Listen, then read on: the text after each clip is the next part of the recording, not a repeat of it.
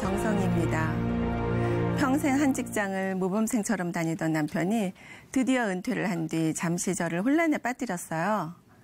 사실 저는 그 몇 년 전부터 빨리 은퇴하고 기운 남아있을 때 실컷 놀러 다니자고 했었는데 막상 남편이 은퇴를 하니 앞으로 하루 세 끼를 챙기며 어떻게 살아야 하나 은근 고민이 되더라고요.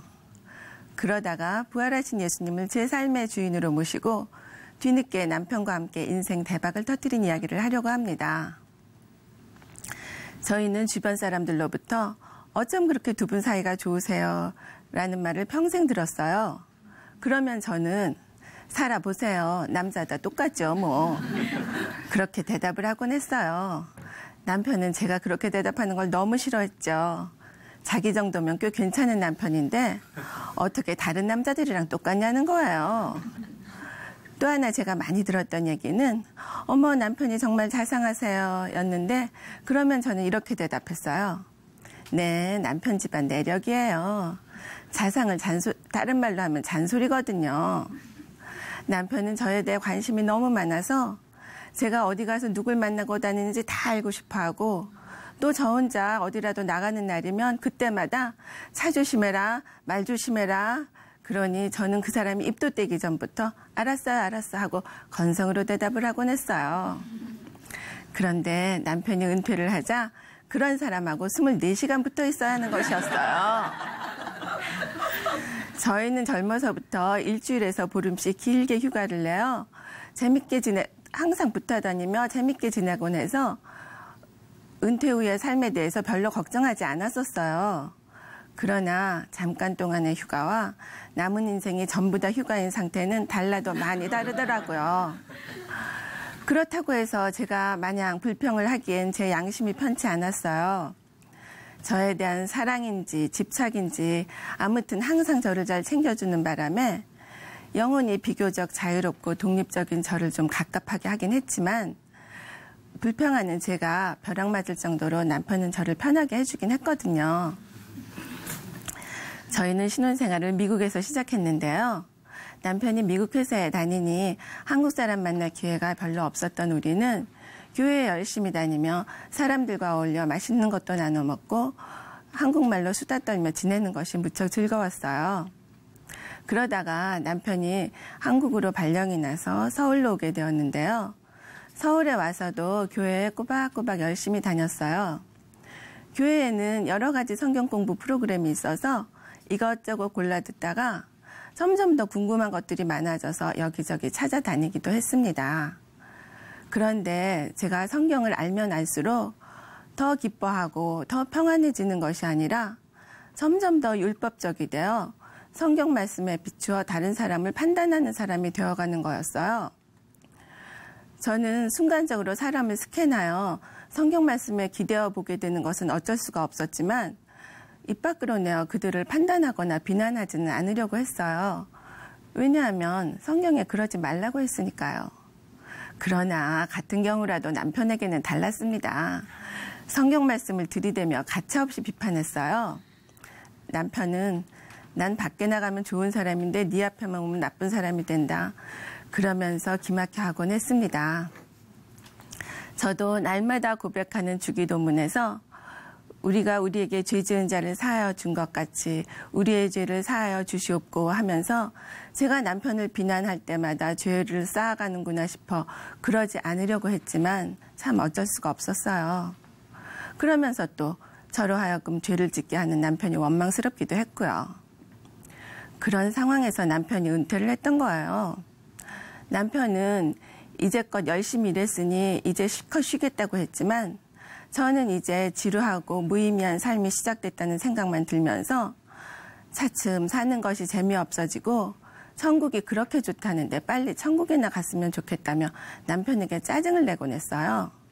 그러면 남편은 성경 공부 그렇게 하더니 범사에 감사하지 못하고 그런 소리나 하고 있다면서 역시 성경 말씀을 들이댔습니다. 저희 부부는 오래전부터 은퇴하면 공기 나쁜 서울을 떠나자고 마음먹었었고 은퇴를 앞둔 몇 달 전부터 여기저기를 다녀보다가 서울까지 고속도로가 뻥 뚫리고 공기 좋고 경치 좋은 춘천에서 살아보기로 작정을 하고 이사를 하게 됐어요.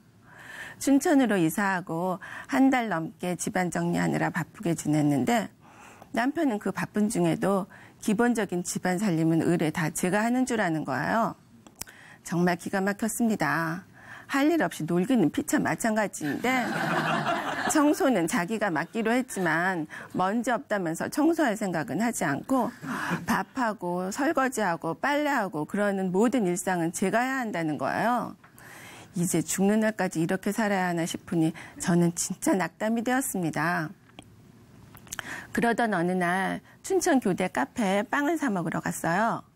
카페 벽에는 무슨 간증 포스터가 잔뜩 붙어 있고 일하시는 분들은 다 행복해 보이고 친절했어요. 뭔진 몰라도 뭔가 분명히 달랐습니다. 저희는 그 간증 포스터 전도지를 갖고 와서 카페에서 만난 분들의 간증부터 듣기 시작했어요. 그리고 얼마 지나지 않아 토요 찬양 예배에도 가보게 되었는데요.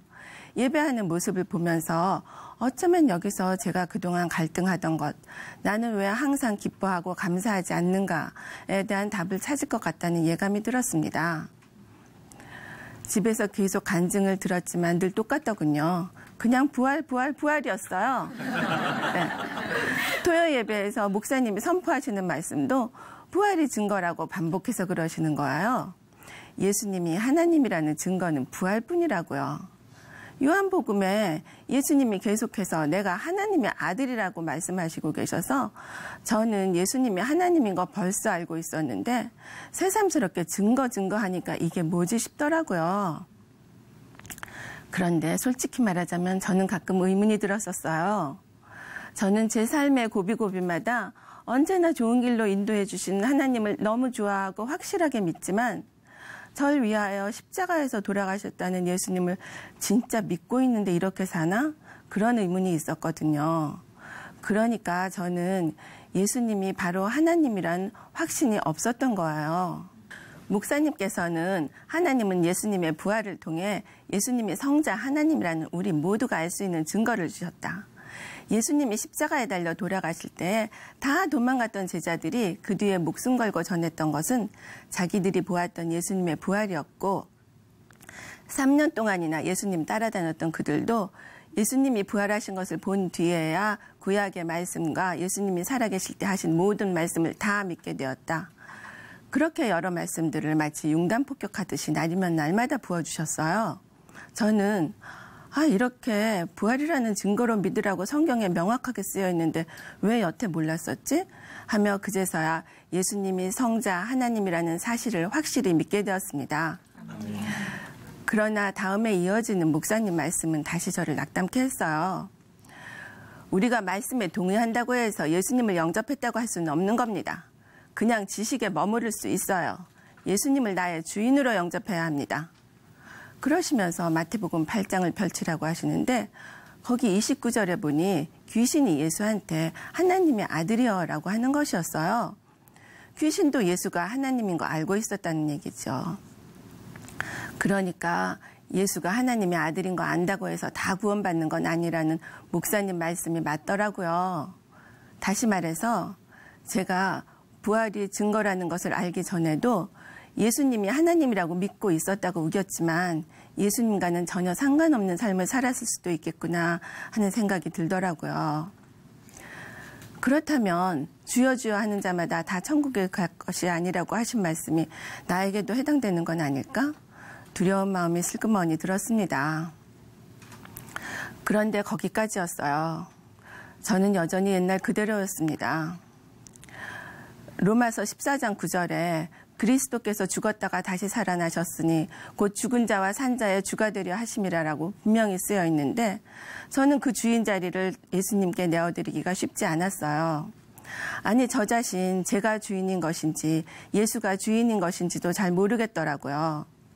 지금까지도 예수 잘 믿으면서 잘 살아왔는데 예수님을 주인 삼다니 그럼 뭐가 어떻게 다른 거지? 요한복음 16장 9절에서 예수님을 믿지 않는 것이 죄라고 하셨는데 예수님을 믿지 않는다는 게 무슨 뜻이지? 의문은 꼬리에 꼬리를 물고 이어졌지만 답은 쉽지 않았고 답답하기만 했습니다. 그러면서도 한편으로는 부활하신 예수님을 주인 삼아 그분과 동행하고 있다고 확신에 차서 항상 기쁨으로 충만한 형제 자매들처럼 되고 싶었어요. 어떻게 하면 되느냐고 이 사람 저 사람에게 물어보니 엎드리는 수밖에 없다고 하더라고요. 저도 기도할 수밖에 없었습니다. 그러던 어느 날 새벽 예배 시간에 목사님은 창세기 1장을 펼치시고 하나님이 말씀으로 이 세상을 지으셨다는 것을 하나씩 읽어내려가기 시작하셨어요. 바로 그 순간 갑자기 그래, 예수님이 바로 이 천지 만물을 지으신 하나님이라는 거잖아 하는 생각이 들면서 가슴이 덜컥 내려앉았습니다. 인간의 언어로는 도저히 표현할 수 없을 만큼 어마어마하고 위대하신 하나님, 저 하늘과 땅과 산과 바다와 해와 달과 별을 지으신 온 우주의 주인이신 줄로만 알았던 너무너무 크신 그 하나님이 바로 저도 지으셨다는 거예요. 지금까지 잘 맞지 않던 퍼즐이 완벽하게 맞춰진 순간이었습니다. 저를 지으신 분은 저를 위한 완벽한 매뉴얼도 내비게이션도 가지고 계실 터인데 지금까지 내 주장대로 내 멋대로 살아온 것이 너무나도 어리석은 짓이었음이 깨달아졌습니다. 얼마나 답답하고 안타까우셨으면 예수님은 피 흘리며 처참하게 죽기까지 하셨다가 다시 살아나셔서 나야 나 너를 지은 하나님 나 여기 있단다 하고 보여주셨을까요? 그러니 예수님을 죽인 것이 결국 저라는 것입니다. 2000년 전 예수님이 수많은 기적을 행하시며 내가 바로 하나님의 아들이라고 해도 믿지 않고 오히려 비웃으며 십자가에 못 박은 바로 그 사람들과 다를 것이 하나도 없었어요. 이건 말도 안 된다는 생각이 들면서 눈물이 하염없이 흘렀습니다. 저는 그 자리에서 회개하고 예수님을 저의 주인으로 영접했습니다. 저를 지으신 처음부터 저의 주인이었던 예수님께 비로소 굴복한 것입니다. 그제서야 진리가 너희를 자유케 하리라는 말씀을 온몸으로 느낄 수 있었고 예배 중에 목사님께서 우리는 이제 다 가진 자가 되었습니다. 우리는 유명한 자가 된 줄 믿습니다. 하고 선포하실 때에 청년들을 비롯한 많은 한마음교회 교인들이 우렁차게 화답하는 아멘하고 제가 했던 아멘이 달라도 한참 달랐었다는 것을 알게 되었어요. 그들의 아멘은 이미 말씀을 누리는 자들의 아멘이었는데 저는 그렇게 되기를 바라는 아멘이었던 거예요. 그러나 이제 저도 하나님과 동행하니 성경 말씀 모두에 현재 진행형으로 아멘하게 되었습니다. 아멘. 처음 교회 카페에서 저를 어리둥절하게 했던 한 자매의 말이 떠올랐어요. 성경 말씀대로 살아야 한다는 그 자매에게 그런데 하고 제가 말을 꺼내려니 그 자매 정색을 하고 어떻게 하나님 말씀에 돌을 달아요? 그러는 거였어요. 그때까지 저는 말씀대로 살려고 애를 썼지만 제 짧은 경험과 지식을 바탕으로 판단하여 제 뜻과 딱 맞을 때에는 성경대로 살고 크게 손해볼 일 아니면 가끔 성경 말씀에 양보하고 성경 말씀대로 하다가는 큰일 나겠다 싶을 때에는 이렇게 말했어요. 성경은 2000년 전 이야기잖아. 그러니 요새 일을 어찌하셨겠어. 그렇게 선별적으로 순종하면서 이 정도면 하나님 잘 믿는 거지 했던 거예요. 그러나 성경은 2000년 전의 이야기가 아니라 그때도 계셨고 지금도 계시고 앞으로도 영원히 계시는 하나님의 말씀이었습니다. 아멘. 그러자 지금까지 남편 때문에 짜증났던 것, 제 눈에 거슬려서 은근히 답답해했던 것들이 모두 다 제가 주인이었기 때문이었음이 분명해지더라고요. 로마서 14장 4절에 남의 하인을 판단하는 너는 누구뇨? 그러시는데 그게 꼭 저한테 넌 네 남편한테 왜 그러냐? 네 남편이 네 거인 줄 아냐? 그도 내 거란다. 그러시는 걸로 들렸습니다. 요새는 예전에는 왜 그깟 일로 그렇게 짜증이 났었나 싶을 정도로 남편이 어떻게 해도 답답하거나 짜증이 나지 않습니다. 역시 최고의 매뉴얼이자 내비게이션인 성경 말씀을 따르니 제 마음에 기쁨과 평강이 임하는 것을 매일 실감하게 되었습니다. 지금까지도 말씀대로 산다고 나름 애써와서 남들 눈에는 제 모습이 크게 달라지지 않았을지도 모르겠어요. 그러나 남들은 몰라도 저는 알아요. 전에는 그것이 성경 말씀이니 싫어도 하는 경우가 있었는데 이제는 그것이 하나님이 절 위해 하신 말씀인 걸 알게 되니 그냥 기쁜 마음으로 저절로 하게 된다는 것을요.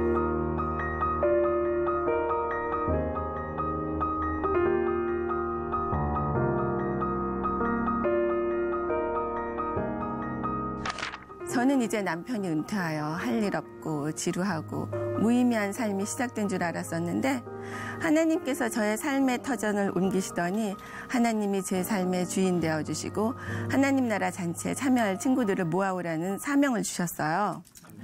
물론 이전에도 믿지 않는 친구들이 참 안타까워 예수 믿으라고 권하긴 했었지만 객관적인 근거가 없었던 저의 믿음은 참 설득력이 없었어요. 그러나 이제는 부활이라는 확실한 증거가 있으니 자신 있게 전합니다. 부활 책자를 주며 이렇게 말해요. 예수님이 하나님인 증거가 있어. 부활하셨거든. 그 하나님이 우리 삶의 주인이셔. 이 작은 책 속에 다 들어있으니까 마음의 문을 열고 꼭꼭 씹으면서 읽어봐. 여행을 떠날 때에도 부활 책자를 너댓 권씩 꼭 챙겨갔다가 일행이 좀 친해지면 예수님 믿으시고 함께 천국 가요 하며 책자를 건네주면서 부활하셔서 우리와 함께 하시는 예수님을 증거합니다. 또 춘천에는 군인이 많습니다. 기차나 시외버스에서 옆에 군인이 앉으면 대박입니다. 아주 상냥하게. 성년 예수님 알죠? 학교 다닐 때 배웠죠. 4대 성인 중 하나라고요. 그 예수님이 하나님이에요. 증거가 있어요. 부활하셨거든요. 그러면서 전도지를 건네줍니다. 다 그렇진 않아도 진지하게 듣는 청년이 있어서 다음을 또 기대하게 됩니다. 부활하신 예수님이 제 삶의 주인 되시니 기쁨으로 순종하여 하루하루를 기도를 시작하며 주님과 동행하여 사명을 수행하고 있습니다. 저를 지으신 예수님, 당신은 저의 주인이십니다. 사랑합니다. 감사합니다.